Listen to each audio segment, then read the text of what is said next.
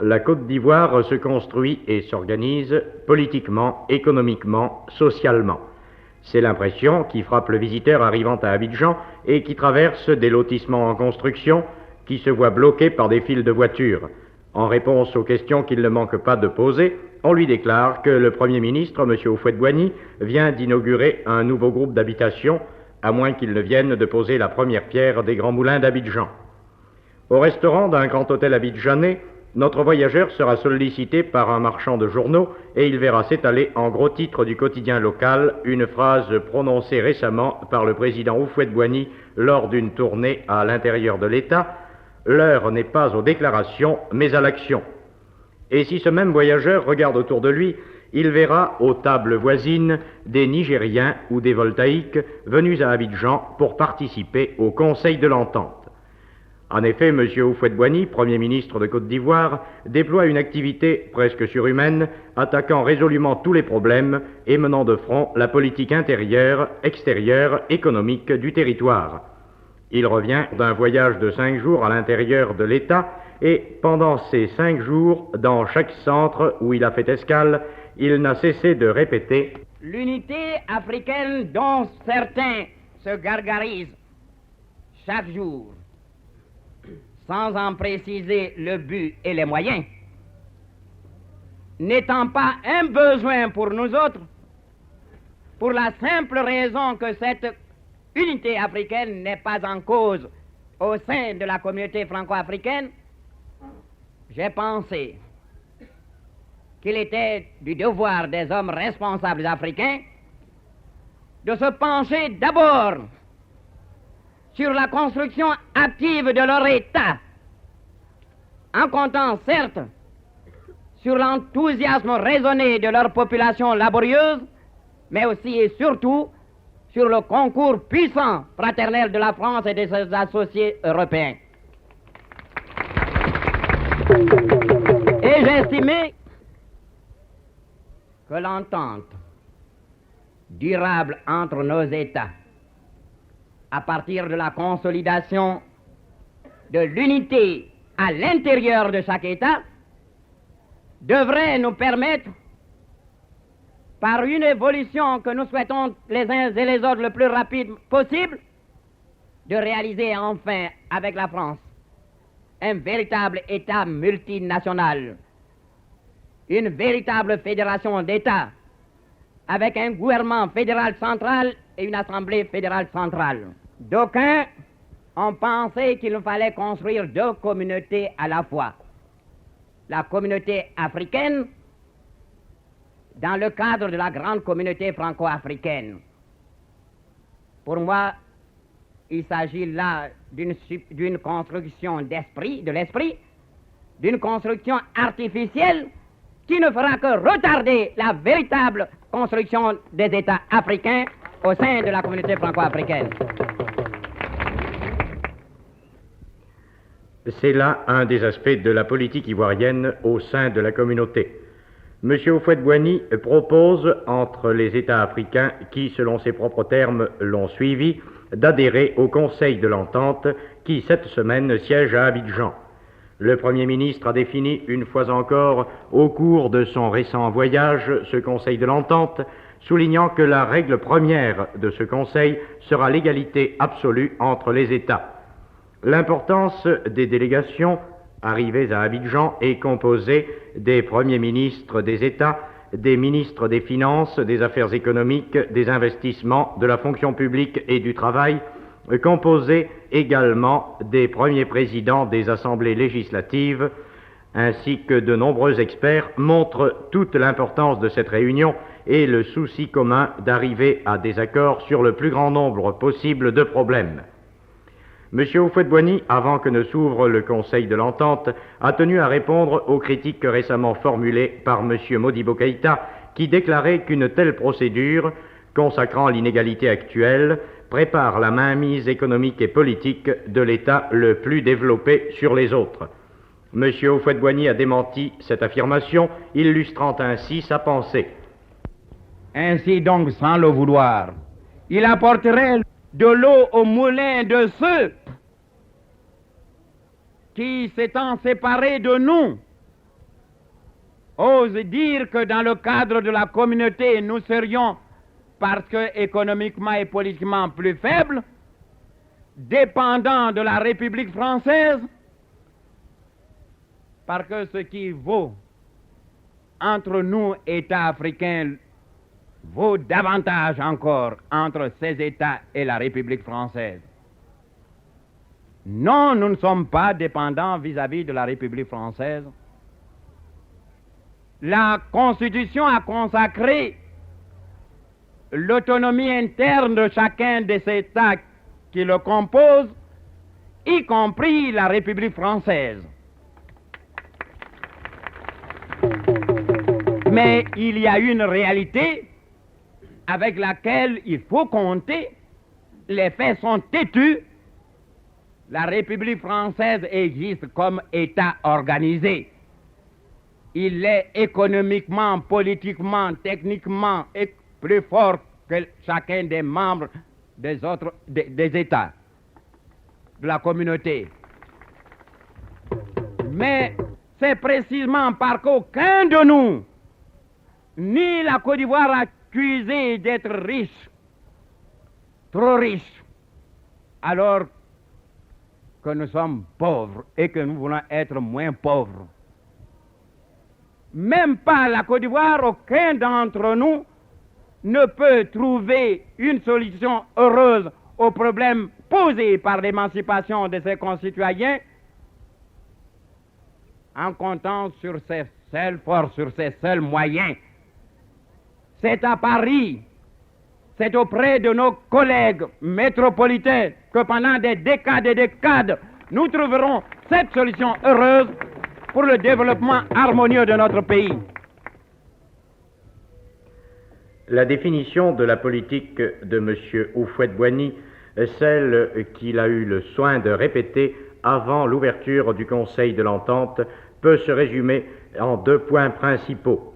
Cette politique, il la veut à l'intérieur de la Côte d'Ivoire et il veut également aider les autres États africains à l'appliquer par ce Conseil de l'Entente précisément et aussi et surtout par la création du Fonds de solidarité. Les buts à atteindre sont la promotion africaine, mais en évitant tout ce qui pourrait gêner la construction de la communauté. Et le Premier ministre de Côte d'Ivoire explique tout cela à son peuple avec les mots qui peuvent profondément le toucher. Regardez-moi bien. Croyez-vous que je pourrais lever le front haut et vous parler les yeux dans les yeux si j'acceptais de mettre un sou dans ma poche pendant que vous souffrez, alors que vous savez vous-même que ma théorie a toujours été celle-ci? Ce n'est pas avec un homme riche que nous ferons la richesse du pays, c'est en donnant l'aisance à l'ensemble de nos populations. Et que, à Paris, quand mes amis m'avaient posé la question, nous voulons bien vous suivre. Mais si vous n'obteniez pas satisfaction, qu'allez-vous faire? Je n'ai pas hésité à répondre ceci. Je crois à la communauté. Et je crois qu'avec le concours de la France, nous atteindrons plus sûrement notre but, qui est de libérer l'homme africain de toutes les misères et de la haine. Mais si par malheur, retenez bien ceci, je n'étais pas compris, je n'étais pas aidé. Si par malheur, les États qui se sont engagés dans la voie de l'indépendance nominale pouvaient mieux assurer le devenir de leurs concitoyens, je ne ferai pas une autre politique. Je renoncerai à celle-ci. Je me retirerai dans mon petit village de Yamoussoukro et vous pouvez vous imaginer le spectacle désolant qu'offrirait ce petit homme voûté sous le poids de la plus dure des déceptions. Je me retirerai confus, meurtri à Yamoussoukro, méditer sur l'incompréhension des hommes, sur une occasion manquée, laissant à d'autres le soin de faire une autre politique, une politique à laquelle je ne croirai jamais. Mais voyez-vous, je n'irai pas à Yamoussoukro en vaincu, j'irai en vainqueur parce que je réussirai cette politique.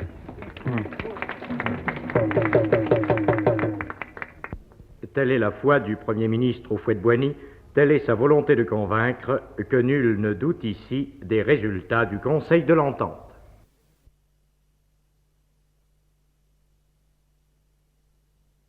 Allô Paris, ici Jean Taverdon qui vous parle d'Abidjan, radiodiffusion d'outre-mer.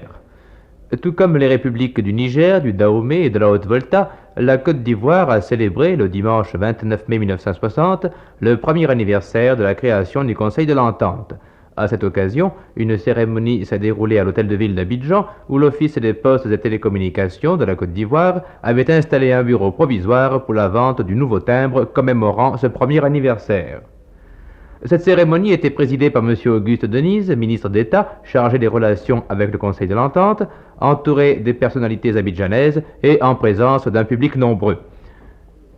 Présentant la nouvelle vignette, M. Jean Tess, secrétaire d'État aux postes et télécommunications, déclara « La sortie de ce timbre symbolisera l'étroite union de nos États qui, sous la présidence respective de M. Houphouët-Boigny en 1959 et Amani Duri en 1960, ont su instituer une formule souple d'association et de coopération entre quatre États qui ont pour devise commune amitié, fraternité et solidarité. » Prenant alors la parole, M. Auguste Denise s'attacha tout d'abord à détruire la légende selon laquelle le Conseil de l'Entente n'était que la manifestation d'un mouvement d'humeur, voire d'une espèce de riposte à la constitution de la Fédération du Mali. En fait, précisa M. Denise, le Conseil de l'Entente est l'aboutissement logique de l'analyse objective et réaliste que ses dirigeants ont faite de l'ancienne organisation de l'AOF. Après avoir rappelé les impératifs qui ont été à l'origine de la création du Conseil de l'Entente, M. Denise souligne que cet organisme n'est pas restrictif et que, comme le disait M. Houphouët-Boigny, ses portes étaient ouvertes à toutes les bonnes volontés qui seraient d'accord pour s'y intégrer. À ce propos, M. Denise déclare « Le Conseil de l'Entente se propose, le plus rapidement qu'il le pourra, d'entreprendre une véritable croisade que je pourrais appeler la croisade de l'amitié. D'abord, au niveau des États de culture française, et puis, cela étant, au niveau des États africains de culture britannique ou de culture belge, de façon que progressivement, grâce à l'organe moteur que le Conseil de l'Entente entend rester, nous puissions constituer un vaste ensemble africain qui certainement ne sera pas une république des États-Unis d'Afrique, qui ne sera non plus l'unité africaine ainsi que le veut M. Nkrumah, mais qui sera certainement l'union des États africains dans laquelle les seules chaînes, si je puis dire, seront l'amitié et la solidarité. Nous pensons que cet ensemble, heureusement articulé sur la France et sur l'Europe, permettra la constitution de cette Eurafrique que nous souhaitons tous de nos voeux afin de sauvegarder l'équilibre entre les deux blocs.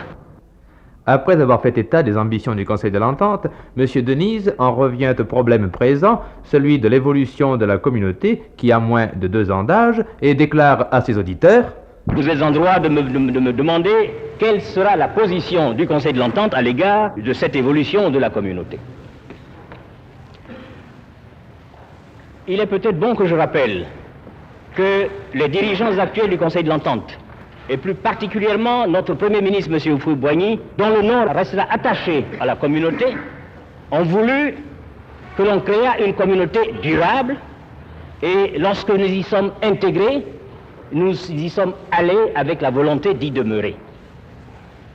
Mais on a décidé qu'il faut que cette communauté évolue, et bien sûr le Conseil de l'Entente, qui est par essence même un élément évolutif, ne peut pas décider de rester figé dans une position statique.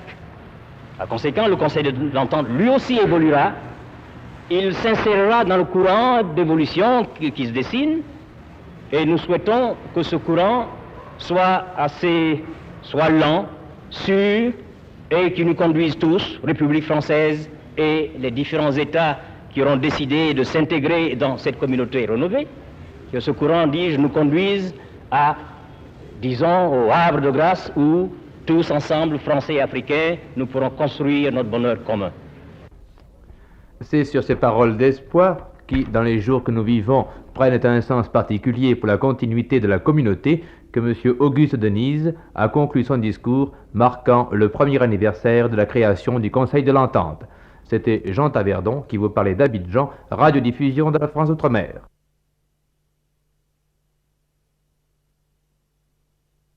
À Abidjan, ce matin, à la résidence du chef de l'État, avenue Birakem, s'est déroulée une courte cérémonie hautement symbolique.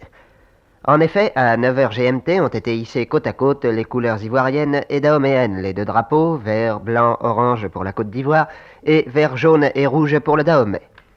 Cette cérémonie était présidée par M. Auguste Denisle, ministre d'État chargé des relations avec les États du Conseil de l'Entente. Étaient également présents à ce double envoi des couleurs tous les membres du gouvernement de la Côte d'Ivoire, une importante délégation de l'Assemblée nationale ivoirienne conduite par son président M. Philippe Yassé, ainsi que quelques membres du cabinet du chef de l'État, dont M. Diffre, directeur adjoint. À ce même instant, à 9h GMT, les couleurs dahoméennes et ivoiriennes furent simultanément hissées devant l'Assemblée nationale de Côte d'Ivoire et l'hôtel de ville d'Abidjan. Avenue Birakem, dès que les deux drapeaux flottèrent dans le vent, M. Auguste Denisle, qui présidait, je le rappelle, ce double envoi des couleurs, prit la parole et prononça l'allocution que voici. Monsieur le Président de l'Assemblée nationale, Messieurs les ministres, Messieurs les députés, chers amis, la cérémonie qui nous groupe ce matin, très brève et très simple, est pourtant extrêmement significative en hissant côte à côte le drapeau de la République de Côte d'Ivoire et le drapeau de la République du Dahomey. Cette cérémonie veut souligner une fois de plus l'amitié profonde qui unit nos deux pays. Messieurs, ce matin à 0h, devant les nombreuses délégations étrangères et devant la délégation française, le chef du gouvernement dahoméen, Monsieur le Président Maga, accomplissant un acte historique considérable, sans précédent, ni dans les annales du Dahomey, ni dans les annales du Conseil de l'Entente, a solennellement proclamé l'accession du Dahomey à la souveraineté nationale, internationale, à l'indépendance.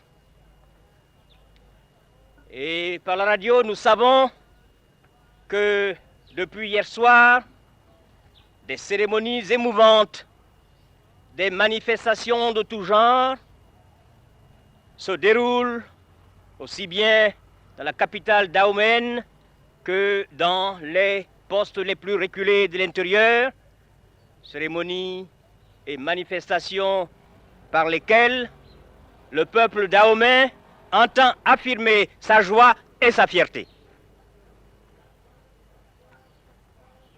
La République sœur de Côte d'Ivoire a tenu à être présente à ces manifestations, à ces fêtes de proclamation de l'indépendance du Dahomey, et elle y a conduit une forte délégation présidée par notre chef d'État lui-même, qui a tenu, par sa présence, à souligner toute l'amitié qu'il porte au peuple dahoméen. Je me bornerai pour ma part à dire, à redire à nos amis du Dahomey que nous sommes de cœur avec eux et que nous partageons pleinement la joie et la fierté qu'ils connaissent aujourd'hui. Après le Mali, après Madagascar, c'est le Dahomey qui aujourd'hui accède à la dignité internationale. Dans quelques jours, successivement, ce sera le tour des 3 autres États du Conseil de l'Entente. Et le processus de décolonisation s'accélère tellement que je ne crois pas exagérer en disant que d'ici la fin de l'année, un nombre impressionnant d'anciennes colonies, qu'elles soient françaises, belges ou anglaises, auront accédé à l'indépendance, auront accédé à ce que j'ai appelé la dignité internationale, et seront aussi, il ne faut pas que nous nous le cachions, confrontés avec des difficultés qui surgiront dès même le lendemain de l'accession à l'indépendance. Et si nos jeunes États africains devenus indépendants veulent trouver des solutions heureuses à ces difficultés, des solutions qui soient conformes aux intérêts de leur population, au sein du Conseil de l'Entente, nous pensons qu'il est un impératif qu'il faudra que nous acceptions, celui de nous unir. Et le Conseil de l'Entente, dont la vocation est d'unir précisément, se propose de prendre, au lendemain de l'accession de nos différents États à l'indépendance, se propose de se munir de son bâton de pèlerin et d'aller de pays en pays, qu'il soit de culture française, qu'il soit de culture, disons, américaine, je viens du Libéria, ou qu'il soit de culture anglaise ou belge, afin de porter le message de l'amitié, de la fraternité et de la solidarité. Le Conseil de l'Entente est en effet convaincu que sa formule est excellente, formule dans laquelle les liens ne sont pas juridiques, certes, mais ils n'en sont pas moins solides parce qu'ils sont l'amitié, la solidarité effective. Messieurs, je voudrais terminer, mais avant de le faire, j'ai dit tout à l'heure que nous venons de hisser côte à côte le drapeau de la République de Côte d'Ivoire et celui de la République du Dahomey. Et si ce tact, cette cérémonie est devenue possible, nous le devons au grand libéralisme d'un homme, au libéralisme du général de Gaulle et à la grande compréhension dont le gouvernement français a fait preuve. À cette occasion, avec votre accord et votre adhésion, je veux rendre un hommage profond et dire au général de Gaulle toute notre gratitude. Je voudrais aussi redire toute notre profonde reconnaissance au président Houphouët-Boigny, qui a été l'animateur constant du Conseil de l'Entente, et à ses trois collègues, les chefs d'État du Niger, du Dahomey et de la Haute-Volta, qui ont soutenu vaillamment son action, et grâce à la conjugaison de leur action commune, grâce à la fraternité dont ils ont fait preuve dans l'action, grâce à cela, nos États accèdent aujourd'hui à l'indépendance et demain, nous serons définitivement sortis de l'étreinte de l'ancien régime. Houphouët-Boigny et ses trois camarades présidents des trois autres États du Conseil de l'Entente ont mérité respectivement de leur pays. En ce qui concerne Houphouët, je ne crains pas de dire qu'il a mérité de l'Afrique entière. Voilà, messieurs, les paroles sur lesquelles je veux terminer, en vous invitant à dire avec moi « Vive le président Maga, vive le Dahomey, vive la Côte d'Ivoire, vive la France ».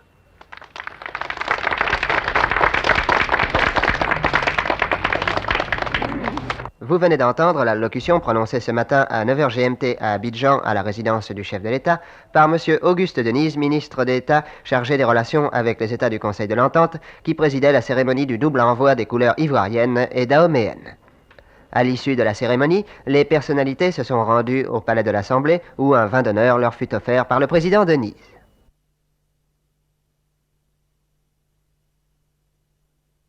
Il y a 2 jours, réunis en ce lieu, nous étions venus saluer aux côtés des couleurs nationales ivoiriennes le drapeau du Dahomey. À la suite de l'événement historique qui venait de se passer à Cotonou et par lequel le Dahomey accédait à son indépendance totale. Aujourd'hui, à côté de l'emblème national ivoirien, ce sont les couleurs nigériennes que nous saluons, couleurs dont les plis se déplissent au souffle doux et affectueux de l'air ivoirien et qui nous disent qu'il vient de se passer au Niger un événement considérable. À partir de 0 heure, en effet, le président Hamani Diori, président en exercice de notre Conseil de l'Entente, chef du gouvernement du Niger, a solennellement, devant la foule nigérienne, accourue des points les plus éloignés du territoire à la capitale, en présence de nombreuses délégations venues de l'étranger et devant les représentants de la République française et du général de Gaulle, signer l'acte de naissance de son pays à la souveraineté internationale. Nous savons que le chef de notre État, présent à Niamey, a exprimé au gouvernement de Niamey et au peuple nigérien tout entier les sentiments d'allégresse et de profonde satisfaction qui sont les nôtres au moment où la République sœur du Niger accède à la souveraineté internationale.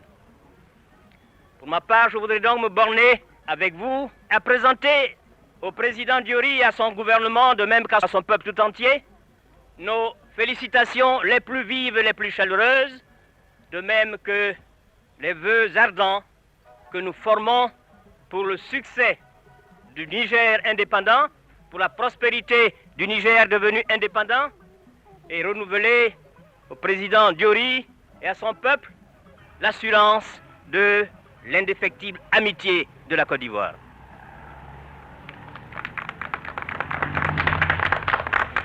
D'aucuns pourraient supposer que les liens d'amitié qui unissent notre pays et le Niger sont peut-être un produit du Conseil de l'Entente.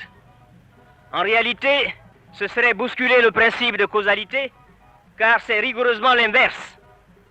Le Conseil de l'Entente, qui est un jeune enfant né il y a seulement 1 an, est au contraire le produit de l'amitié qui unit le Niger et la Côte d'Ivoire.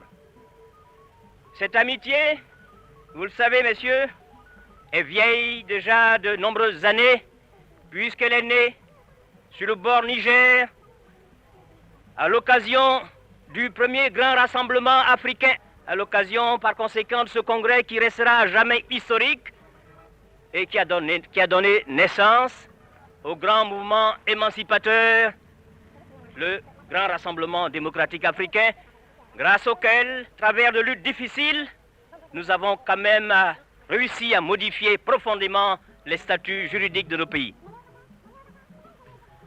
Cette amitié donc vieille de près de 15 ans, et c'est au travers de toutes les vicissitudes qu'a connu le parti politique RDA, au travers des pires difficultés qu'elle a eu à traverser, au travers de toutes les bourrasques de la répression qui s'étaient abattues sur lui pendant de nombreuses années, que ces liens d'amitié ont grandi, se sont fortifiés, et que le Conseil de l'Entente naissant a pu s'appuyer sur le roc solide que constitue cette amitié, justement.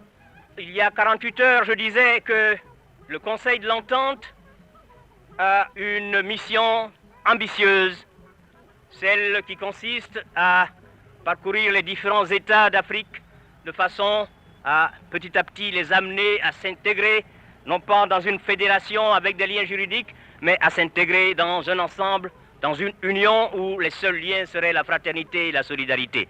La mission est ambitieuse, je le sais, mais solidement appuyée sur le roc que constitue l'amitié entre le Niger et la Haute-Volta, comme entre la Côte d'Ivoire et le Niger, comme d'ailleurs entre la Côte d'Ivoire et les autres États de l'Entente. On peut se permettre de penser qu'elle conduira cette mission de façon heureuse et qu'un jour viendra, peut-être pas très lointain, où les différents États africains devenus indépendants se retrouveront dans un coude à coude parfait.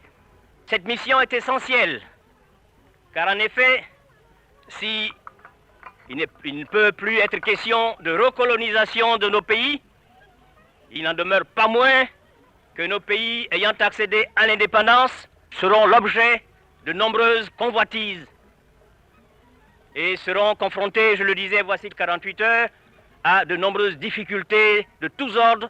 Et si nous voulons victorieusement sortir des difficultés, et si nous voulons justement élever une digue solide devant les convoitises, il est essentiel justement que cette union des différents États africains et devenus indépendants se réalise et se réalise rapidement.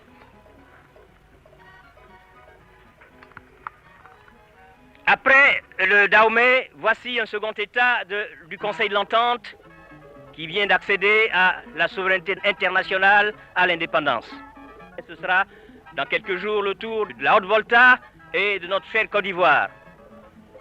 Toutes ces accessions à l'indépendance se déroulent dans le calme le plus total.